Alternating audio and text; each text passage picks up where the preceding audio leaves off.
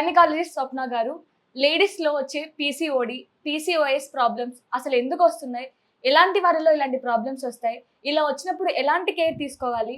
అలాగే pregnant ladies తీసుకోవాల్సిన health care tips ఏంటో మేడంతో మాట్లాడి తెలుసుకుందాం.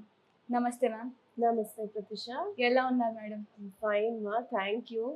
First of all, thanks for this interview. Thanks for coming over here. And మనం టాపిక్కి వెళ్ళాము అని అంటే పీసీఓడి ఆర్ పీసీఓఎస్ అంటే polycystic ovarian syndrome are polycystic ovarian disease అని అంటాము.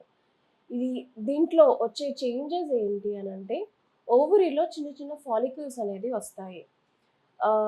ఓవరీ చుట్టూ ఫాలికల్స్ అనేది వచ్చి దానివల్ల ఏమవుతుంది అని అంటే పీరియడ్స్ అనేది ఇర్రెగ్యులర్ అవుతూ ఉంటుంది అన్నమాట.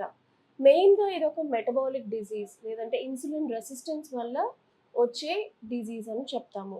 దీంట్లో ఫస్ట్ ఓవరీలో అనేది చుట్టూ ఫాలికల్స్ రావడము, పీరియడ్స్ ఇర్రెగ్యులర్ అవ్వడము, దాంతో వచ్చే చేంజెస్ ఏంటి అని అంటే ఎవ్రీ 2 to 3 monthsకి ఒకసారి రావడము, పీరియడ్స్ వచ్చినప్పుడు హెవీ ఫ్లో అవ్వడము, ఆ 2 to 3 months తర్వాత బ్లీడింగ్, అన్కంట్రోలబుల్ బ్లీడింగ్ అవ్వడము, దానివల్ల మెడికేషన్ వాడటము, ఇవన్నీ జరుగుతూ ఉంటాయి.